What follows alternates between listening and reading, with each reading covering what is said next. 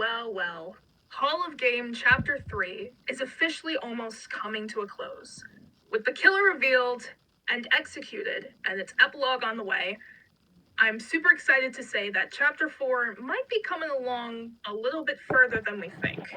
Hi, my name is Fairy14YT, also known as Fairy, and I am a content creator on my own variety.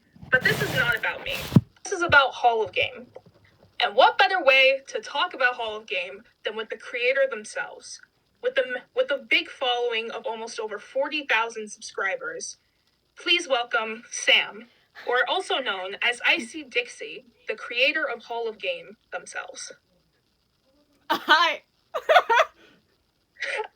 was just like, how are you doing? Wait, what? How are you doing? I'm doing pretty good. I've been reading through all the comments again and having a good time. Yeah, it's great. Yeah, we're getting through this pretty well.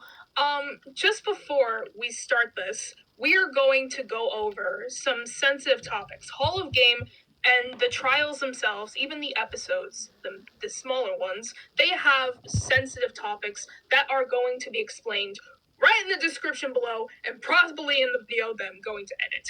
If you are uncomfortable with any of these topics, I recommend clicking off now for your own safety. We will also be going over spoilers for the trial of Chapter 3. And if you have not watched the other two chapters, we will also be spoiling that for you as well. If you have not watched the trial of Chapter 3, or if you are lost entirely, please rewatch the series or rewatch Chapter 3.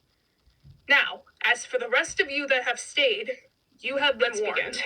So, the first thing that I want to talk about is the origins of Hall of Game. What got you into Danganronpa in the first place? Was it because of the story, the characters? What was it that got you into the game itself? Well, I actually figured you were going to ask this question. I was thinking about that, and you may know Sora's voice actor Carter, my best friend. He was the one who actually got me into Danganronpa a long time ago. At first, I wasn't really interested in it until I actually was able to play the game and watch some of the playthroughs that he showed me over one of our vacation trips.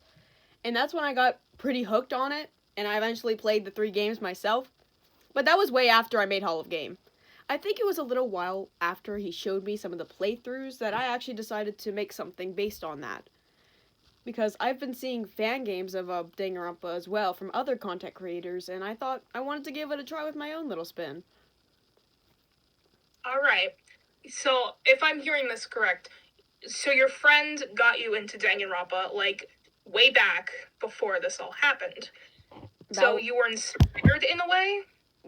Yeah, you could say that. I was just like, it gave me the inspiration I needed to make the first video I ever made, which was like 3 years ago in 2023, of the cast. God damn, it's been that long? Jesus Christ. Well, technically, if you really consider it, it was still planned out a little bit before I did the cast thing, though, so technically, it's been 4 years since Hall of Game was officially made. Yeah, and it started out in 2022, which is crazy.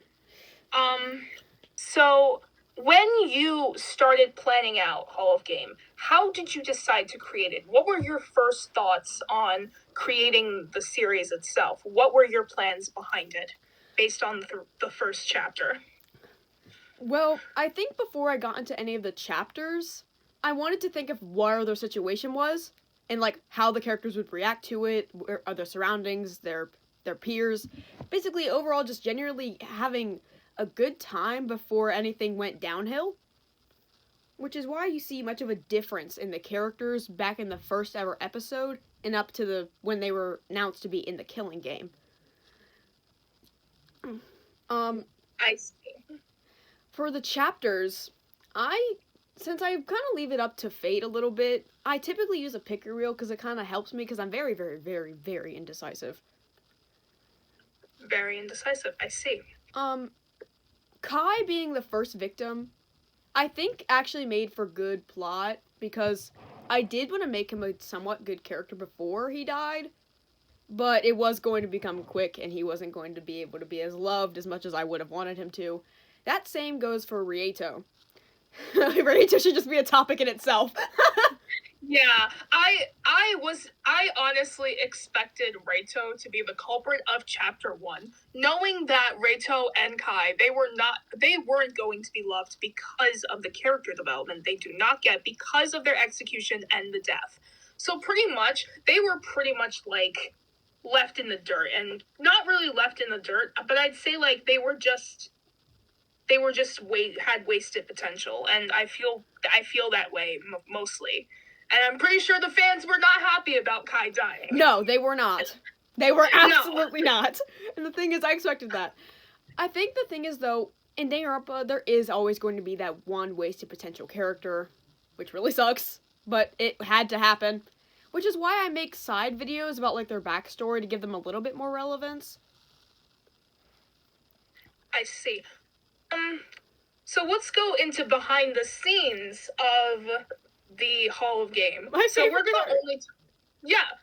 we're only gonna talk about 1 to 2 and 3, but we'll get to chapter 3 later.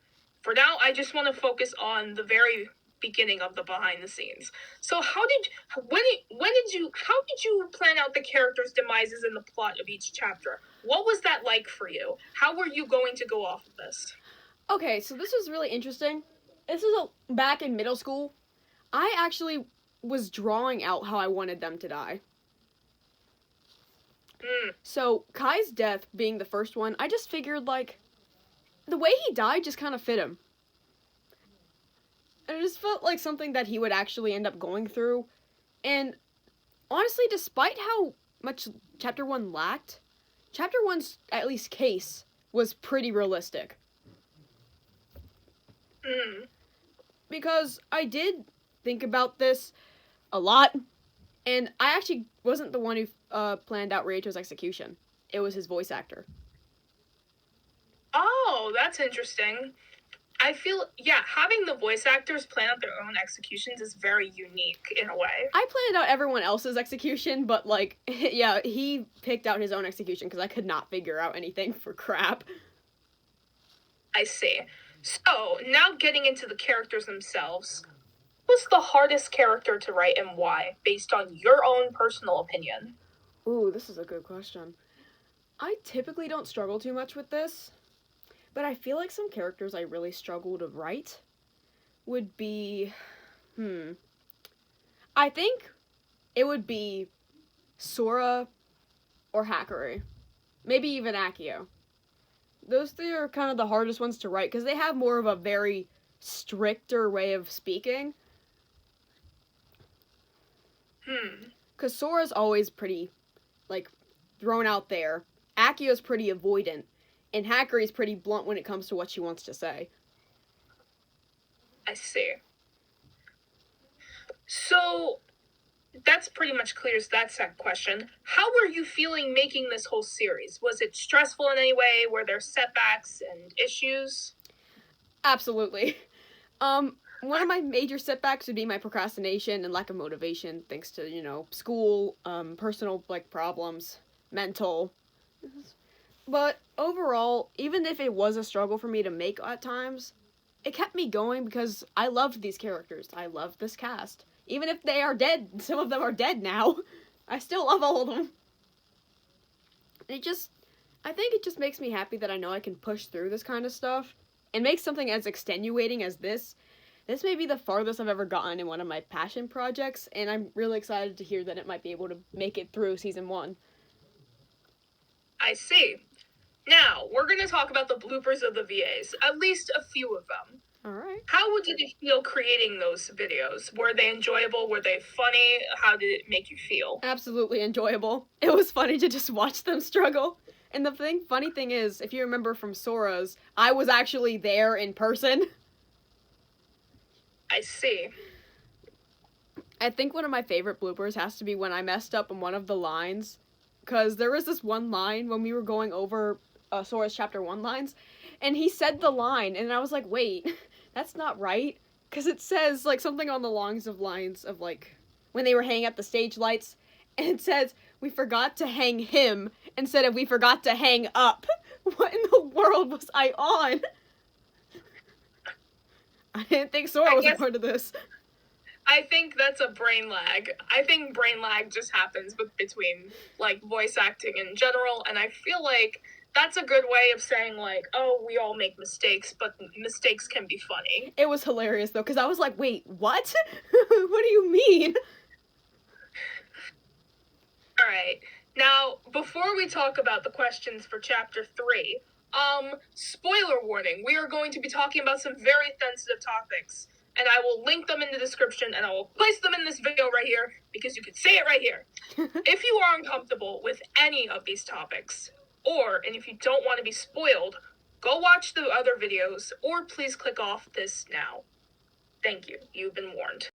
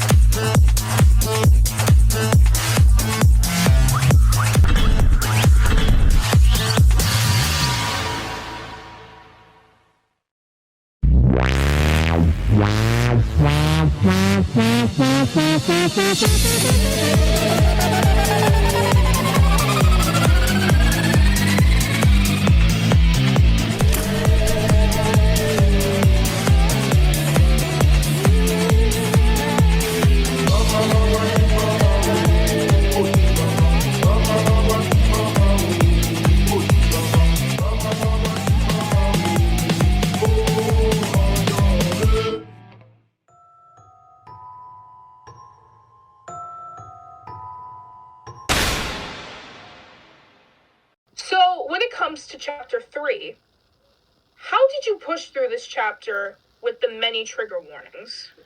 Okay, so a long time ago when I first made this series, Chapter 3 and Chapter 4 were actually meant to be completely different. And the plans with them were a little bit way too rusty, and I wanted to rewrite both of them because how much everyone loved Chapter 2, and I wanted it to feel the same way with the other two chapters. Chapter 3 was something to plan out. I wanted to keep Evangio's suicide in a little bit of a way, except that she actually ends up getting killed. So, like you may have heard the other day, Toshi was actually originally going to survive, but at the time, I just thought it would be better if I killed him off. Yeah, and if you didn't know, the culprit of Evangio's case, and if you didn't watch the trial, the culprit of Evangio's death was actually Tochi Himigevi, the ultimate archer who sadly ended up executed. So I feel like that was a rough patch for most people, especially those who adored Toshi as a character in general, especially the voice actor doing so well, Yeah. especially the other. Trial 3, I believe, was the most impactful, but I'm pretty sure Chapter 4, we'll talk about later, will have some setbacks. It will be better than expected. Now, what was the hardest part about making this chapter? Hardest part, I think, was planning out the closing argument, because I didn't know how I was supposed to write that for a long, long time. Because I was like, I know how this goes out, but how am I supposed to write it in a way that people can understand? Because obviously the whole thing with Evangio either getting killed or ending up killing herself by her own medicine was supposed to be the biggest factor, and then with Toshi's coming in later, it was a little bit of a confusing spiral for me to go into. I wrote it once and then deleted it because I hated how it looked. I see. But I ended up making it at least somewhat understandable, I think. And just a little fact, I think the whole reason people might be confused about the whole fracture part. The only reason that Toshi wasn't very noticeable about that part was because he has, one, high pain tolerance because of being at the archery academy with you-know-who. Right? And just generally, because both of his parents are actually in the military. Right, that is a true fact. 100% proven. So he has like a high pain tolerance, but also the helping with the medication he was taking in the infirmary kind of helped calm the swelling down. I see. So, moving on, who do you think is and was the most well acted based on the emotion from the chapter? I think from chapter 3, it does cut down. I think, obviously, Toshi, first of all, because did not expect all of that when I first heard it. I think it just really surprised me to hear that, because Toshi does not typically go out like that. But obviously, compared to other culprits, he was terrified. He didn't want to die like that. I can understand that. I think everyone did great, but I think two of the best that got really improved throughout this, Akio and Akira. I see. With Akira's new voice actor, yeah, definitely surprisingly took me off guard with how Akira reacted to, Evangio overdosing. I see. And Akio's voice quality became way better too. Very way better.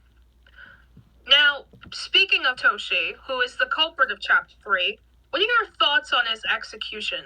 What were your thoughts on the process of making it? How did you make it come to life? Well, he was, I think, one of the easiest ones to plan out, because I already had an idea set in mind for when I picked him to be the culprit of chapter 3. I actually had a previous execution for him that had that very old style that I had for Haku and Rieto, but I wanted to remake it. I have a way new style now too, but this one was more of the older recent ones. I see. So there is an original execution I had. It's the same concept, but the art style was bullshit. Never want to look back at it again. I see what you mean. So, yeah, that was chapter 3. Chapter 3, I feel like, is probably going to be one of the best, emotional, moments in the entire, series. But I feel like, speaking of what's next, I want to talk about some chapter 4. Obviously, there's going to be no spoilers in this, because chapter 4 is not released yet, especially with everything that has been going on. So Sam is not going to basically explain any spoiler things related. But what she probably will explain about is some vague things that will probably happen in chapter 4, like how the characters are going to act and what might happen to them next. So please, Sam, what are your thoughts on chapter 4 in your perspective without any spoilers? It's going to start off with the aftermath of the trial, which isn't good, because Kiro is very emotionally struggling. And that is going to take a toll on her in chapter 4. Like a severe toll. I cannot get into that very much, but it's going to be a lot different compared to how she reacted previously. However, despite all of that, they end up getting together, all 4 of the remaining characters, and I don't mind saying this, they're gonna have an all-together free time event. Alright. Because I wanted to show more of a highlight on the fact that all of them are still alive, and that they're just gonna try and spend as much time as they can. And maybe Sora and Akio can make up for what happened in the trial. I see. So we'll probably see some relationship change within Sora and Akio in a friend-like way. Maybe they will be together as friends, acquaintances, who knows. As for Kiro, we might see some emotional changes, especially in the other characters. Now, I want to talk about Hall of Games Season 2. I know you probably have some plans for this, even though it has not been fully released yet and probably won't be this year or the next. So, what are your plans for Season 2? What are your thoughts on it? How do you think the voice actors will do? What do you think is going through your head right now? I think they're going to do great. Season 2 is by far, even though I love Hall of Game Season 1, Season 2 is my favorite. The characters, the dynamics, my script writing got 10 times better. And even though I already have good script writing, whenever I write Season 2, it's just something else. I adore the cast. There's way more characters. There are going to be double deaths. And I feel like just, there's a lot that's different. For example, we go back with the high school gimmick. Right. So it's not going to be college, university like Season 1. It's actually going to be focused on seniors. Okay. And our protagonist is going to be a boy. Oh, yeah. That is very nice. Our first male protagonist of Hall of Game is going to be a boy in Season 2. Good to know. He's going to be the only boy protagonist, because there's, just to lessen something, there's going to be a Season 3. Yes. Speaking of Season 3, what are your thoughts on Season 3? How do you think that is going to go, based on what your thoughts are? It's chaotic. It's absolutely chaotic. The chapters are crazy for no reason. And the protagonist, has some differences and plays a big role that people may not know until the very end. I guess we'll never know, because we are not going to be spoiled for Season 3, and we are not going to see it anytime soon in the year, because Season 1 is still going on. And of course, we need to focus on the Season 1 first. Yeah. So, what are your final thoughts on this Hall of Game? Like, this whole interview? Like, how do you feel right now? I'm just talking about this. I'm happy I can rant about this kind of stuff. I've been keeping all of Season 2 inside, and actually, Season 2 is almost done in its script writing. I just haven't written any of the trials. But all of, like, the investigations, the free time events, all of that's actually almost out of the way. With me and my co-writer for it are going to be rewriting chapters 2 and 3 because we didn't like how they were originally written. For Season 1 or 2? Season 2. Okay.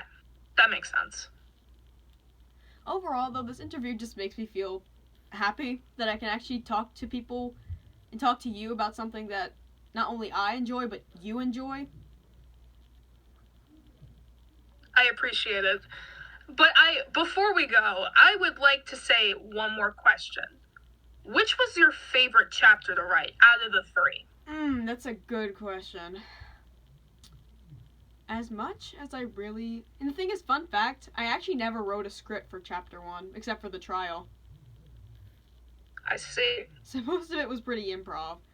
Out of 2 and 3, while I think 3 was written great with emotional purposes, I think chapter 2 is going to take the win. Because chapter 2, as it went on, I think just had a bit more of a hit for me whenever I was writing Hackery or May. Because when Hackery was around, it was something else. Yes, I do agree chapter 2 was fairly the most decent in its writing and its story. I do agree the trial was pretty great compared to 3. I think those two are probably my best for now, but we'll have to wait until chapter 4. I do really think Hakiri and Mai were the best written characters based on how they knew each other and the unfortunate events that lead to what happened, with Mai being the victim and Hakiri being the culprit. And you do this on a wheel, right? You do this on a wheel, right? That's true. It actually did spin on Hakiri to kill May, and I was like, oh, this is gonna be bad. And the thing is... And it really did fit with the motive, because those two were friends. Yeah. And that was supposed to be the breaking point, because Hakiri is unfortunately gullible and believed that, because it was a real experience, but it wasn't a real scenario. Right. And the thing is, it would be awful for your friend to talk behind your back about your own, sexual assault. That's wrong. Exactly. It's very wrong, even though it was very fake and Hakiri still believed it, and Mai ended up dead. And speaking of the other two, the third chapter, Toshi actually probably believed the same thing as well. Like, he was probably, his friends that he really cared about were probably going to die if he didn't kill someone. Which is true, because... Even though... Sorry. Right. The thing is... No, it's okay. Because the thing is, compared to last motive in Chapter 2, this one's actually real, and Heyoka meant what he said. So if no one killed, they would have all died. All of their loved ones. Right.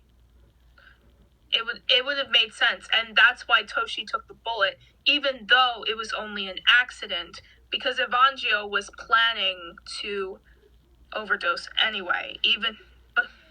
The thing is, what would have been so interesting about Chapter 3 is that if Evangio never actually followed Toshi, Toshi wouldn't have killed anybody. That's right. That if Toshi never, if Evangio never followed Toshi, it would have ended up as a suicide. Mm-hmm. Either way, it would have been fair if it would all the 4 characters, no, 5 would have been safe if Evangio had suicided, but Toshi ended up taking the bullet because Evangio followed him. Mm-hmm. And, carrying a Batman racket over to someone isn't a very good move. That is very true. Like, are you trying to kill me? That's Toshi is like, are you serious? What did I do? Very true. I'm very happy that I was glad to talk to you about this, and I'm glad you were able to share your feelings on how Hall of Game was created, what your behind the scenes were, the Chapter 3, how did you feel about it, and what are your thoughts on the next 2 seasons, and Chapter 4. I'm really excited for what you have in store for what you do next, especially with a variety of other things that you do on your channel. So, yeah, I'm excited to do it as well. And honestly, I'm just thankful to have at least a small fan base that actually enjoys this. I prefer to have a smaller fan base because it's easier to handle. Yes. Which is why I'm not going to send the link in the description, because Sam has specifically said on her server not to share the link with anyone, especially on Discord. So we are just going to keep it small for now, and hopefully it will stay that way. Yeah. So I'm really glad to have talked this out with you. It was great talking to you, and I really can't wait to see what you do next. Thanks for the opportunity. I had a good time. And no problem. I can't wait to show you what I'm going to do with Chapter 4. Because I may have not written all the scripts yet, but I have a detailed plan. And just to say, this chapter is when the mastermind's going to be revealed. Oh yes, definitely. Chapter 4 will definitely be the mastermind reveal. And that is going to be exciting. We don't even know who the mastermind is, even though it is not related to anyone of any kind. And they are destined, but they probably are the ones that created Heyoka, which makes definite sense. They are the one that created Heyoka. And I figured that was the case. The thing is, there's going to be a lot to expect, and there's going to be, and whether or not people figure out the culprit, just like how they figured out it was Toshi pretty easily, it's always the mystery that's the best part.